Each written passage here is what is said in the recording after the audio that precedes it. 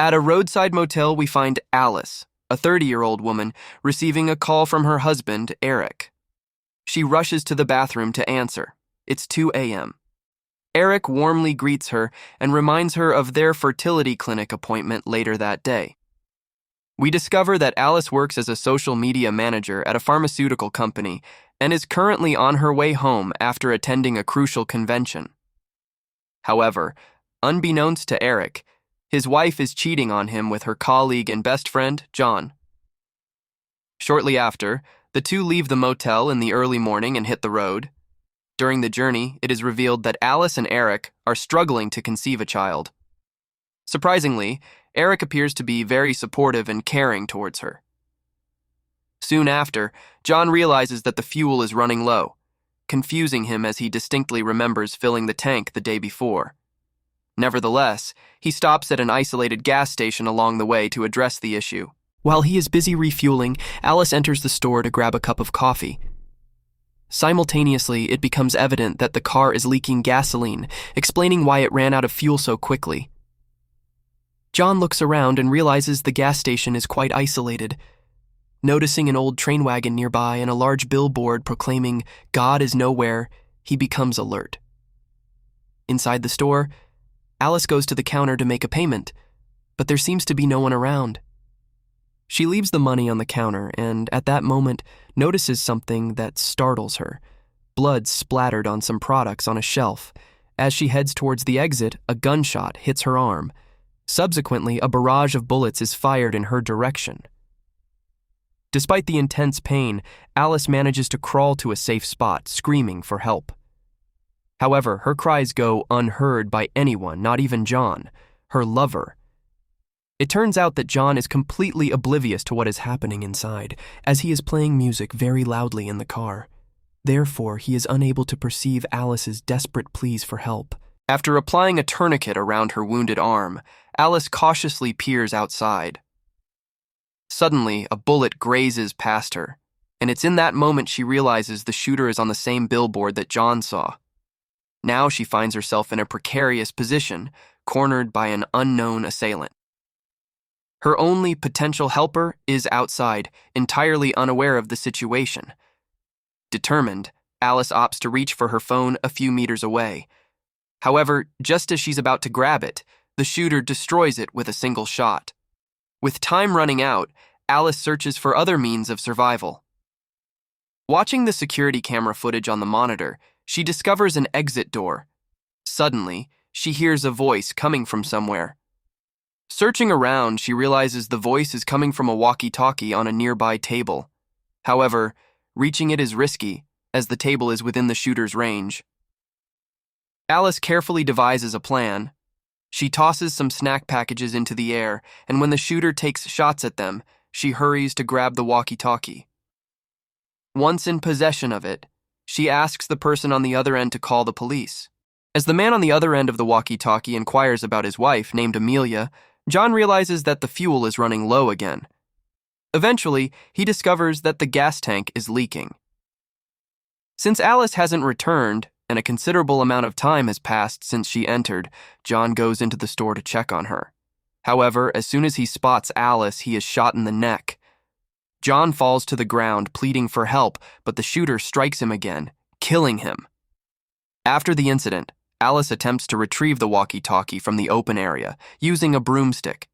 She then identifies herself to the man, providing her name and detailing the conditions in the convenience store at the gas station. When the man inquires once more about his wife, Amelia, Alice informs him that she no longer sees anyone at the location. Hearing this, the man immediately calls the police for help and assures Alice that assistance will arrive in 15 minutes. However, in the next moment, he lets out a maniacal laugh and reveals that he was the one who blew John's head off. As if that weren't enough, the man adds that if Alice doesn't want to talk to him, he'll come down there himself. Surveying the room, Alice notices some light switches and thinks that if the store goes dark, she'll have a better chance of escaping. She grabs some objects and starts throwing them towards the switch panel, but it doesn't work. At this point, she realizes that the shelf behind which she is hiding is on wheels. She slowly moves the shelf, dodging the barrage of bullets fired at her. She manages to make a leap and turns off the lights inside the store. Moments later, Alice tries to contact someone else on the radio, but the call keeps connecting to the shooter. He says there's no one else there except him, Alice, and his wife, Amelia. At this moment, Alice finally discovers that Amelia is dead, and the shooter reveals that he killed her because she was cheating on him. Upon learning this, Alice becomes even more terrified, realizing the gravity of her actions against her husband. She deduces that perhaps this is the reason the shooter is after her, or maybe she just happened to be in the wrong place at the wrong time.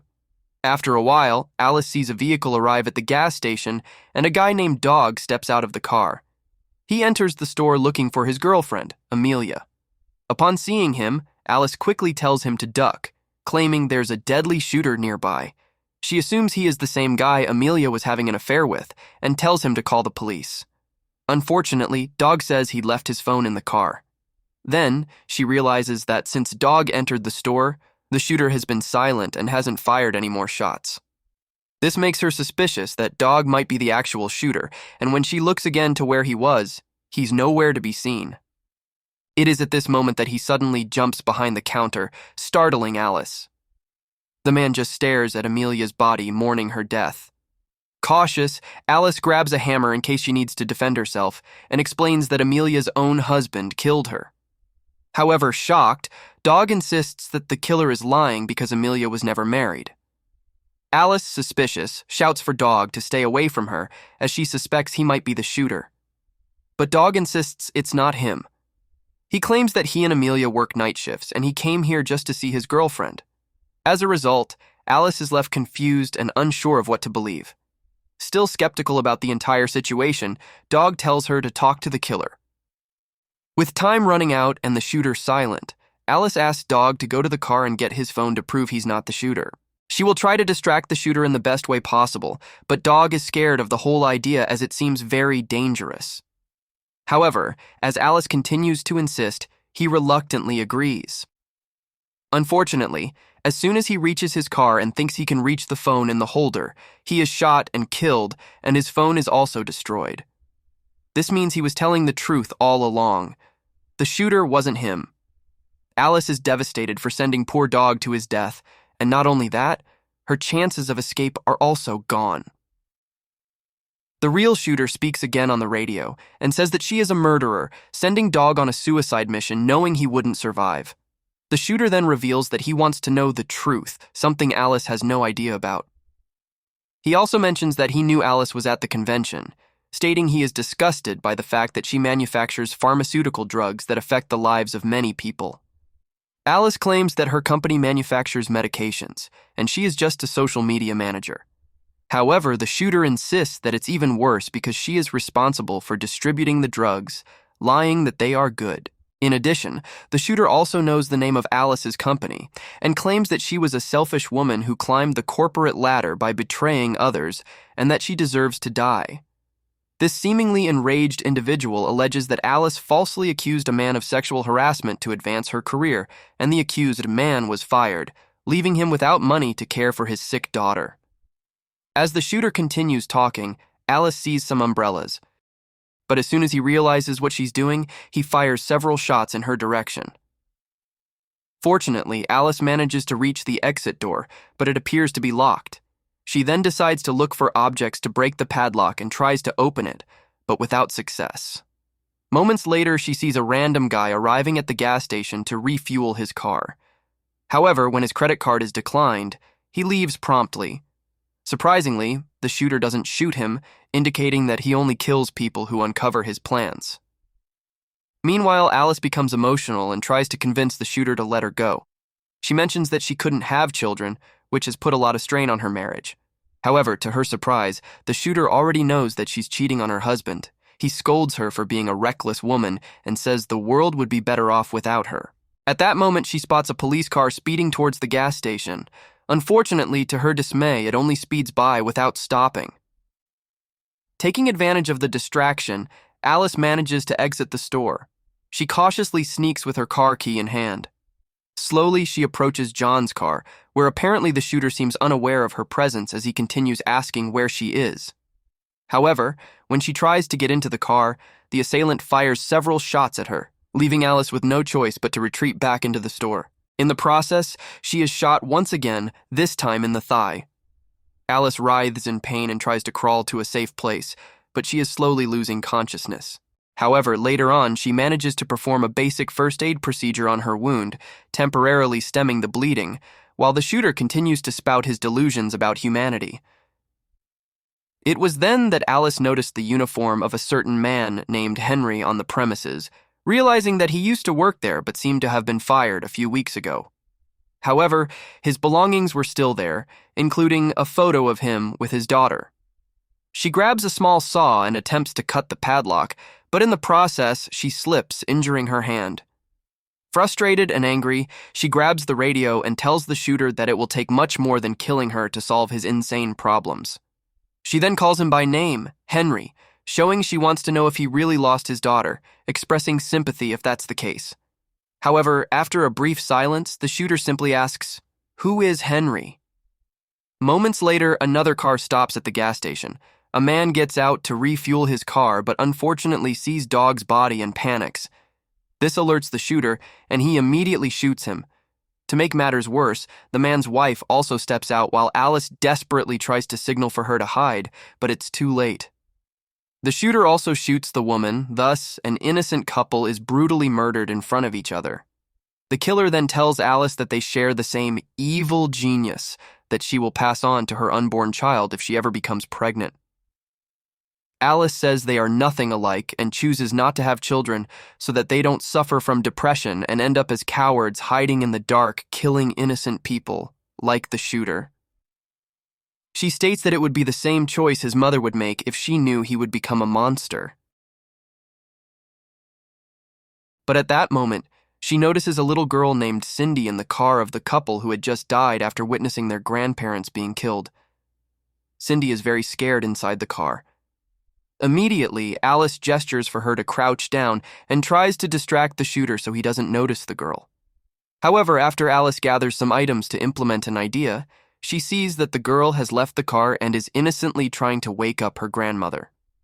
Immediately, Alice tells the shooter not to dare shoot her. In response, he says that if he wanted to kill her, he would have already done so. But at that moment, she notices a little girl named Cindy in the car of the couple who had just died after witnessing their grandparents being killed. Cindy is very scared inside the car. Immediately, Alice gestures for her to crouch down and tries to distract the shooter so he doesn't notice the girl. However, after Alice gathers some items to implement an idea, she sees that the girl has left the car and is innocently trying to wake up her grandmother. Immediately, Alice tells the shooter not to dare shoot her. In response, he says that if he wanted to kill her, he would have already done so. Alice locks the door and begins trying to open the padlock on the exit gate. At the same time, the killer finally descends from the billboard and starts heading towards the store to carry out his evil act. After a while, Alice manages to cut the padlock but is frustrated to discover another gate behind it, which is locked. Now, she has no choice but to face the killer alone. Quickly, she hides Cindy and grabs whatever she can find to use as a weapon, preparing for the fight. Soon, the shooter reaches the store and manages to enter, beginning to search for her. He asks Alice if it was her betrayed husband who sent him, or if he is just a fired co-worker without due process so that she could steal his job. Or maybe, if he is a distressed father who lost his daughter to complications after using her company's medications. As he approaches a corner, Alice suddenly attacks him from behind, thrusting an iron bar into his back and a screwdriver into his shoulder, but that's still not enough to bring down the shooter. He strikes Alice, and the two begin to fight. When Alice tries to remove his mask, Cindy hears the sounds of the struggle from her hiding spot. Then there's a gunshot, and Alice falls to the ground, seemingly dead. The killer now approaches the little girl's hiding place and finds her after opening the gate. He gets close to Cindy and tries to remove her mask to reveal her face, but then Alice appears out of nowhere.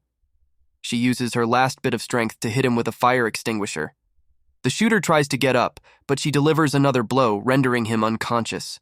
She drags him to the hydraulic press and turns it on to crush him while trying to uncover who is behind the mask. However, before she can see who he is, the machine crushes his skull, finally putting an end to all his sick activities. The only problem is that Alice will never find out who the killer was. His motivations are also unknown, which is the biggest mystery to her. Alice eventually loses all her energy, leans against the car lift, and breathes slowly. A few seconds later, she dies, with Cindy witnessing all these terrible scenes unfold. The film then ends with Cindy leaving the store and starting to walk in the morning. The sun had already risen, and she is fortunate to be the sole survivor of this entire tragedy.